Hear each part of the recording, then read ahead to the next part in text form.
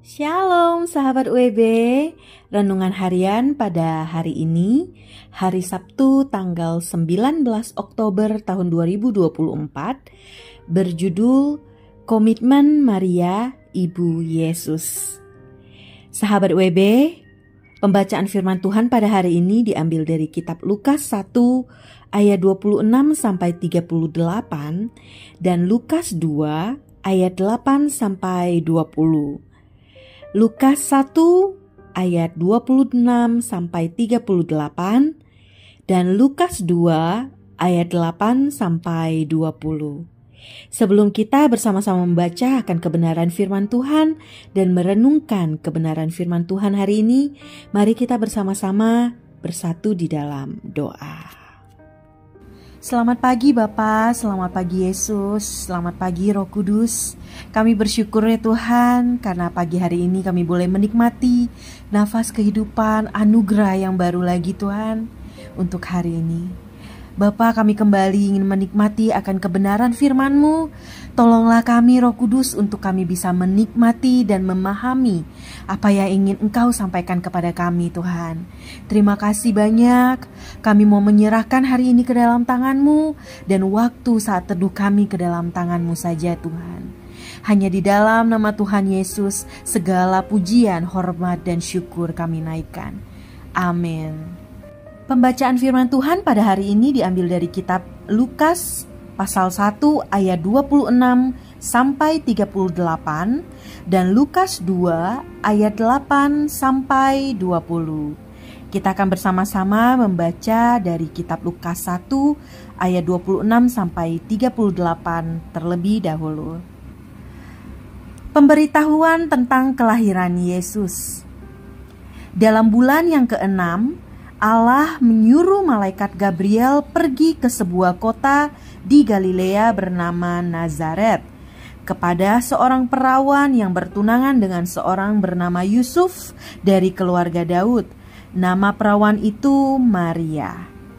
Ketika malaikat itu masuk ke rumah Maria, ia berkata, "Salam, hai engkau yang dikaruniai, Tuhan menyertai engkau." Maria terkejut mendengar perkataan itu, lalu bertanya di dalam hatinya, "Apakah arti salam itu?"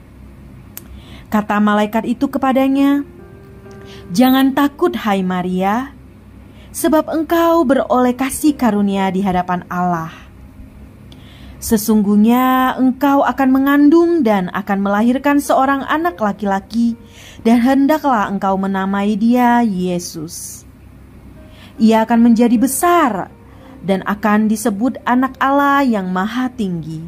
Dan Tuhan Allah akan mengaruniakan kepadanya tahta Daud, bapa leluhurnya. Dan ia akan menjadi raja atas kaum keturunan Yakub sampai selama-lamanya, dan kerajaannya tidak akan berkesudahan." Kata Maria kepada malaikat itu, "Bagaimana hal itu mungkin terjadi? Karena aku belum bersuami." Jawab malaikat itu kepadanya, "Roh Kudus akan turun atasmu dan kuasa Allah yang Maha Tinggi akan menaungi engkau. Sebab itu anak yang akan kau lahirkan itu akan disebut kudus, Anak Allah. Dan sesungguhnya Elisabet sanakmu itu, ia pun sedang mengandung seorang anak laki-laki pada hari tuanya. Dan inilah bulan yang ke-6 bagi dia, yang disebut mandul itu. Sebab bagi Allah tidak ada yang mustahil." Kata Maria, "Sesungguhnya aku ini adalah hamba Tuhan. Jadilah padaku menurut perkataanmu itu."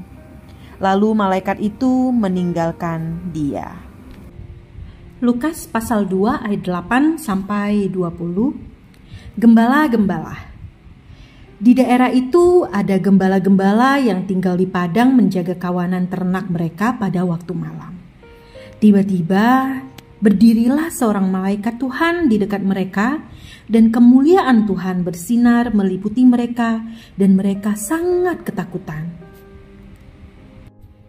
Lalu kata malaikat itu kepada mereka, "Jangan takut, sebab sesungguhnya aku memberitakan kepadamu kesukaan besar untuk seluruh bangsa. Hari ini telah lahir bagimu juru selamat, yaitu Kristus, Tuhan di kota Daud.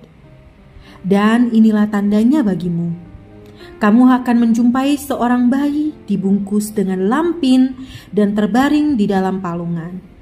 Dan tiba-tiba tampaklah bersama-sama dengan malaikat itu sejumlah besar bala tentara surga yang memuji Allah, katanya, kemuliaan bagi Allah di tempat yang maha tinggi dan damai sejahtera di bumi di antara manusia yang berkenan kepadanya. Setelah malaikat-malaikat itu meninggalkan mereka dan kembali ke surga, gembala-gembala itu berkata seorang kepada yang lain, marilah kita pergi ke Betlehem untuk melihat apa yang terjadi di sana, seperti yang diberitahukan Tuhan kepada kita. Lalu mereka cepat-cepat berangkat dan menjumpai Maria dan Yusuf dan bayi itu yang sedang berbaring di dalam palungan. Dan ketika mereka melihatnya, mereka memberitahukan apa yang telah dikatakan kepada mereka tentang anak itu. Dan semua orang yang mendengarnya heran tentang apa yang dikatakan gembala-gembala itu kepada mereka. Tetapi Maria menyimpan segala perkara itu di dalam hatinya dan merenungkannya.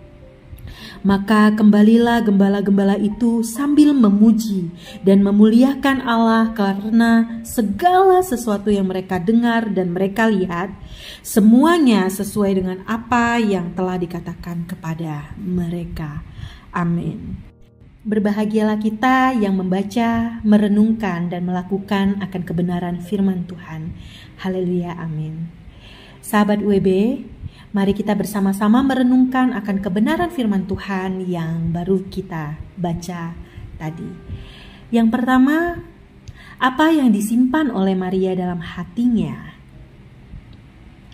Yang kedua, mengapa Maria memutuskan untuk menyimpan hal-hal yang dia dengar dalam hatinya? Sahabat WB, kunjungan malaikat Gabriel kepada Maria adalah hal yang tidak pernah terbayangkan olehnya. Jika pada akhirnya Maria menyatakan, sesungguhnya aku ini adalah hamba Tuhan, jadilah padaku menurut perkataanmu itu. Maka ini adalah sebuah pernyataan imannya, yang artinya bahwa Maria menerima setiap perkataan malaikat Gabriel. Sikap hati inilah yang menghasilkan komitmen kuat dalam diri Maria untuk bersedia menerima apapun hal yang akan dia alami atas ketersediaannya menjadi ibu sang juru selamat dunia. Maria mengakui dan menerima bahwa ini adalah sepenuhnya perkenanan Allah atas hidupnya. Itulah sebabnya saat gembala-gembala datang mengunjungi Maria setelah melahirkan bayi Yesus, dan ketika mereka mengatakan apa yang dikatakan malaikat tentang anak itu, Maria memilih untuk menyimpan segala perkara itu dalam hatinya dan merenungkannya. Sahabat WB bisa dapat melihat kembali di ayat ke-17 sampai 19. Sahabat WB, kisah ini mengingatkan kita untuk mengevaluasi diri. Seberapakah firman kebenaran yang kita dengar atau terima tersimpan di dalam hati? Jika firman tersimpan di dalam hati, maka firman itu akan menjadi milik kita dan memberikan kekuatan, penghiburan, nasihat, teguran saat kita menghadapi setiap pergumulan dalam hidup sehari-hari. Seperti halnya dengan Maria, dia menyimpan segala perkara itu dalam hatinya dan merenungkannya. Itu adalah sebuah keputusan bijaksana untuk kita tidak sekedar mendengar dan menerima firman, tetapi kita menyimpan itu jadi kekuatan buat jiwa kita. Amin. Sahabat WB, Sebelum kita membagikan kepada rekan dalam kelompok pemuritan kita berkat apa yang kita terima dan apa yang menjadi komitmen kita, mari kita bersatu di dalam doa. Bapa yang baik, kami bersyukur jika hari ini kami masih boleh Tuhan menerima dan membaca dan merenungkan akan kebenaran firman-Mu. Ajarkan kami Tuhan untuk dapat melakukan akan firman-Mu ini Tuhan. Terima kasih Tuhan, Engkau boleh mengajarkan kami Tuhan lewat Maria Tuhan. Bagaimana kami boleh menerima akan firman-Mu, tidak hanya kami dengar saja atau kami terima saja Tuhan, tetapi kami boleh menyimpannya dan kami boleh melakukannya Tuhan, agar itu boleh menjadi kekuatan dalam hidup kami Tuhan, menjadi kekuatan buat jiwa kami juga Tuhan. Terima kasih Tuhan. Tuhan, kami ingin belajar menjadi pelaku firman-Mu Tuhan. Hanya di dalam nama Tuhan Yesus kami berdoa dan mengucap syukur. Haleluya. Amin. Seberapa firman Tuhan tersimpan di dalam hatimu, sebegitulah kebenarannya jadi kekuatan jiwa.